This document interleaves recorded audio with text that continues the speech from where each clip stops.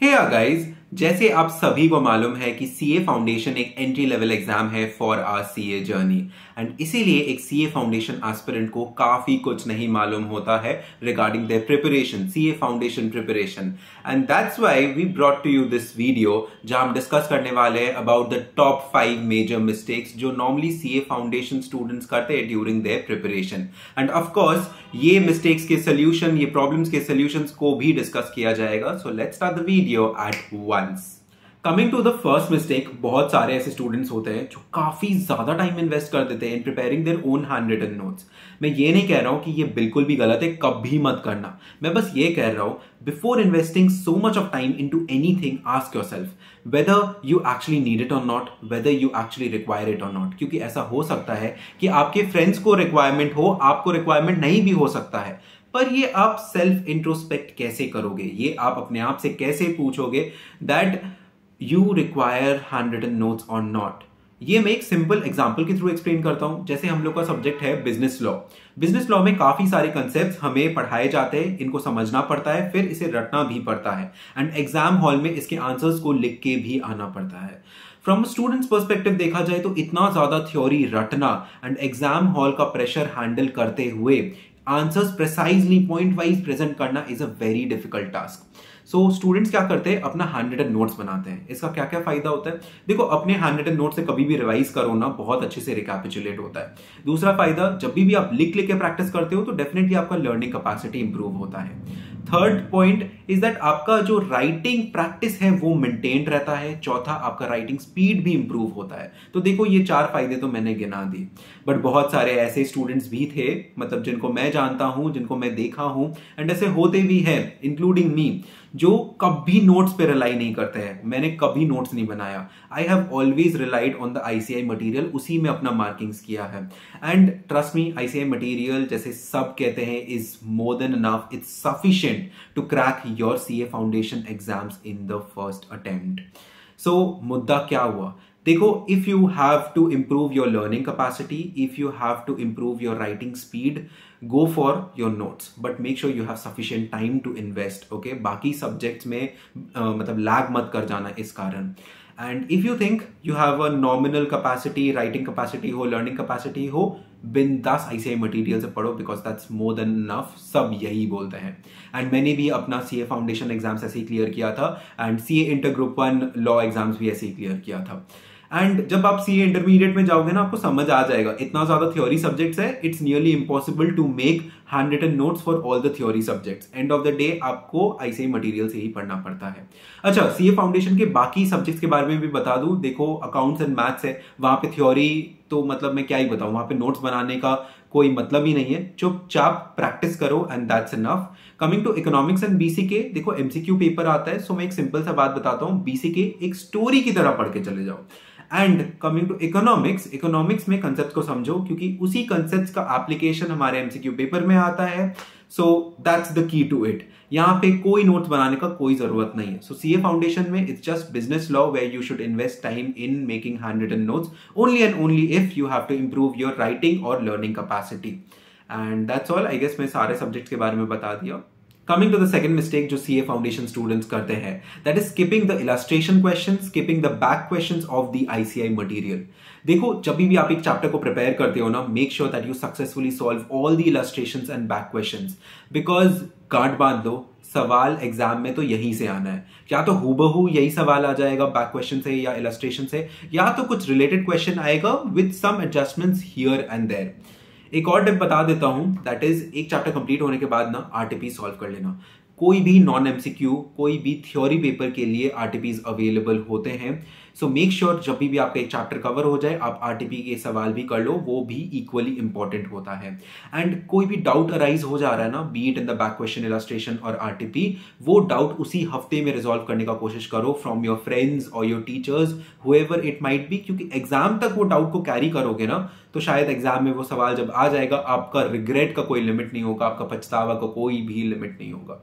And personal experience से बता रहा हूं यार, इलस्ट्रेशन से बहुत सवाल आते हैं एग्जाम में। मेरा ये एक्सपीरियंस रहा है starting from CA foundation. So make sure you solve all the illustration, specially for accounts, okay. Coming to the next mistake, students क्या करते हैं, अकाउंट्स का थ्योरी को पढ़ते ही नहीं है। मुझे मालूम है कि अकाउंट्स का जो सम्स होता है वो बहुत ज्यादा इंटरेस्टिंग होता है एंड ये थ्योरी पोर्शन उतना ही बोरिंग होता है, मगर ट्रस्ट मी, ये जो थ्योरी का पोर्शन है सबसे सिंपल है, इजी टू अंडरस्टैंड है एंड इजी टू स्कोर है। So what you need to do is that, बहुत सिंपल काम है, एग्जाम के 2 हफ्ते पहले उसकी जो थ्योरी चैप्टर्स है, कुछ ही थ्योरी चैप्टर्स हैं एंड उनको बस रीड आउट करना है। रीड आउट करने पे आपको सब कुछ समझ आ जाएगा एंड आप इजीली स्कोर भी कर पाओगे एग्जाम हॉल में। सो इजीली स्कोर कर पा रहे हो तो वाई लीव इट यार, ये गलती मत ही करना। Coming to the fourth mistake, कुछ स्टूडेंट्स ऐसे होते हैं जो कभी भी अपनी लाइफ में एक कंप्लीट एमसीक्यू पेपर अटेंड ही नहीं किए हैं। तो उन लोग क्या करते हैं कि थ्योरी बेस्ड अप्रोच लेके एमसीक्यू पेपर अटेंड करने बैठ जाते हैं and that is so wrong, एक ब्लंडर हो सकता है। सो इसीलिए मैं एमसीक्यू बेस्ड अप्रोच के कुछ टिप्स दूंगा अभी। देखो, एक नॉर्मल थ्योरी एग्जाम के लिए आप थोड़ा सा नर्वस हो सकते हो, एक्साइटेड हो सकते हो and that's not a very big problem, but एक एमसीक्यू बेस्ड पेपर के लिए आपको बहुत ज्यादा अलर्ट होना पड़ेगा, आपका माइंड को काफी काम होना पड़ेगा, आपको एक डिफरेंट लेवल ऑफ कंसंट्रेशन की जरूरत है। अगर आप एक एमसीक्यू बेस्ड पेपर के लिए नर्वस हो जाओगे ना तो आपका नोन सवाल गलत हो जाएगा, जितना नर्वस हो जाओगे उतना ज्यादा गलती होगा। सो इट्स बेटर कि आप बहुत काम रहे and as well as alert रहे, क्योंकि देखो every question is a new question, आपको मार्क्स एक एक करके मिलता रहेगा and every question is a new question. So आपको बार बार जोन इन जोन आउट करके कंसंट्रेट करते हुए कॉन्स्टेंटली क्वेश्चंस पढ़ते हुए रहना पड़ेगा, एक रिदम मेंटेन करना पड़ेगा and that's so important. The next thing is that MCQ based papers के लिए elimination technique is so important. आप क्वेश्चन पढ़ते हो, आपको राइट आंसर नहीं पता, तो आप क्या करोगे, रॉन्ग आंसर्स को तो कट ऑफ करो, रॉन्ग आंसर कट ऑफ करते जाओगे तो आपको राइट आंसर मिल ही जाएगा।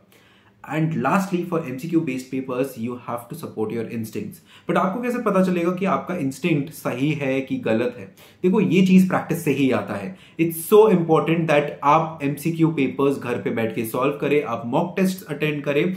सो इससे आपको पता चलेगा कि जब जब आपने अपने इंस्टिंक्ट को सपोर्ट करके एक आंसर को टिक किया है तो वो क्या प्रोबेबिलिटी है कि वो आंसर सही है। सो ये काफी ज्यादा हेल्प करेगा एग्जाम हॉल में, क्योंकि ऐसा नहीं होता है कि आपको 100 में से 100 क्वेश्चन का आंसर पता होगा। ऐसे काफी सारे क्वेश्चंस होंगे जहां पे आपको थोड़ा सा अपना इंस्टिंक्ट का सपोर्ट लेना ही होगा। So that's where your instinct comes to play, that's where your practice helps you. Make sure you practice a lot. In fact एक सीए स्टूडेंट के लिए ये बहुत इंपॉर्टेंट हो जाता है ये जानना कि वो कहां पे स्टैंड कर रहा है, उसका कितना पोर्शन ऑफ द सिलेबस बाकी है, कितना पोर्शन ऑफ द सिलेबस पे उसे और मेहनत करना पड़ेगा। क्योंकि देखो, घर पे आपको रेक्टिफिकेशन का स्कोप मिलता है अगर आप गलती करते हो, एग्जाम हॉल में नहीं मिलेगा। सो घर पे जितना भी प्रैक्टिस करना है कर लेना पड़ता है ताकि आप एग्जाम हॉल में मैक्सिमम स्कोर कर पाए। So that's why it's important to attend more and more mock test. And that's why Chartered Studies has brought to you a mock test series for CA Foundation May 2023. Obviously, CA intermediate batches are also available. And मैं पहले बता दूं that Chartered Studies is a big name on YouTube, 1.5 lakh subscriber, and almost हर एक बंदा CA fraternity का इसे follow करता है for the latest updates, latest news. So, इस टेस्ट सीरीज के बारे में पहले बात करते हैं। देखो, you will be having a Zoom webinar before every test series so that you know the revision techniques, the tricks to solve the exam questions in a faster and efficient manner.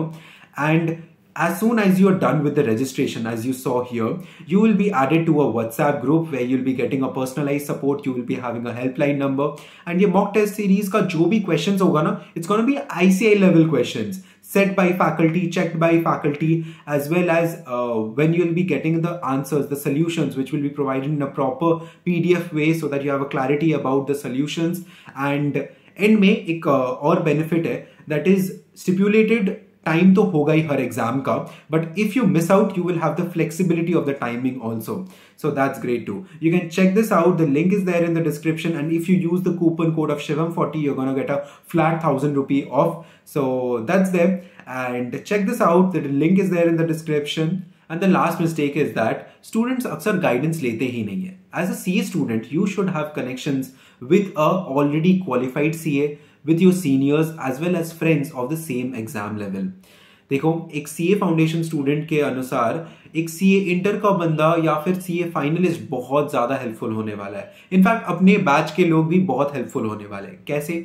एक CA की degree में काफी सारे steps ऐसे होंगे जहां पे आपको गाइडेंस की जरूरत होगी। छोटे से छोटा स्टेप हो सकता है, जैसे कौन सा कोचिंग चूज करना है, कोचिंग ऑनलाइन चूज करना है या ऑफलाइन, कौन सा कोचिंग बेस्ट है आपके एरिया में, या फिर ऑनलाइन कौन सा बेस्ट है, कहाँ के नोट्स बेस्ट है, एग्जाम के पहले इंपॉर्टेंट चैप्टर्स कौन से हैं, एंड एग्जाम के पहले अगर आप डिमोटिवेटेड हो तो आपका माइंडसेट कैसा होना चाहिए, आप स्ट्रैटेजिकली आप कैसे एग्जाम को अप्रोच करोगे, एग्जाम फॉर्म फिलअप में अगर आपका कोई दिक्कत हो गया तो आप उसको रिजॉल्व कैसे करोगे, ये सब कुछ और भी बहुत सारे प्रॉब्लम, ये सब कुछ का सोल्यूशन या तो आपके फ्रेंड्स देंगे या तो आपके कॉन्टैक्ट्स जो सीनियर्स में है वो देंगे। तो यही है। तो आपको सोशलाइज करना बहुत इंपॉर्टेंट है, नेटवर्क बनाना बहुत इंपॉर्टेंट है।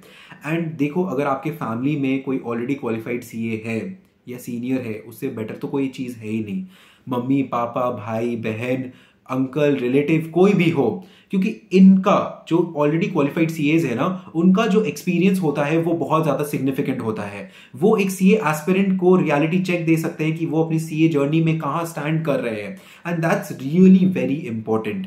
देखो, मैंने ऑन अ पर्सनल लेवल काफ़ी ज़्यादा कॉन्टैक्ट्स बनाया था थ्रू लिंक्डइन, क्योंकि जैसे आपको पता है कि सीए तो एक कॉलेज डिग्री है नहीं, कोई कॉलेज फिजिकल कॉलेज तो है नहीं जहाँ पे आप हज़ारों बैचमेट्स मिलेंगे आपको। इनफैक्ट टीचर से भी मुलाकात नहीं होता है क्योंकि ऑनलाइन कोचिंग का ज़माना है। सो मैंने लिंक्डइन को प्रेफर किया था। लिंक्डइन के थ्रू मैंने काफ़ी सीनियर्स के साथ कॉन्टैक्ट किया, एंड जेन्युइनली अगर आप 15 मैसेजेस करते हो तो एक का रिप्लाई आता है जहाँ से आपको एक्सपीरियंस के बारे में पता चलता है, उनका एक्सपीरियंस के बारे में पता चलता है, be it of industrial training, articleship, आपको जिसके भी बारे में पूछना हो। It's just that you need to approach properly. So similarly मैं भी काफ़ी सारे जूनियर्स को गाइड करता हूँ on my Telegram channel as well as personally on Telegram. So over 1000 connections हैं वहाँ। So that's what. अपने सीए फ्रेटर्निटी में काफ़ी ज़्यादा सोशलाइज करो, अपना कॉन्टैक्ट्स बनाओ, एक फ्रेंड सर्कल बनाओ इस फ्रेटर्निटी में, क्योंकि हर एक स्टेप में आपको गाइडेंस लेना बहुत इंपॉर्टेंट हो जाएगा। So that's it for now guys. I guess ये मिस्टेक्स को सुन के आपको एक रियलाइजेशन आया होगा, कुछ वैल्यू ऐड किया हुआ होगा। So that's all for now guys. Stay tuned and thank you.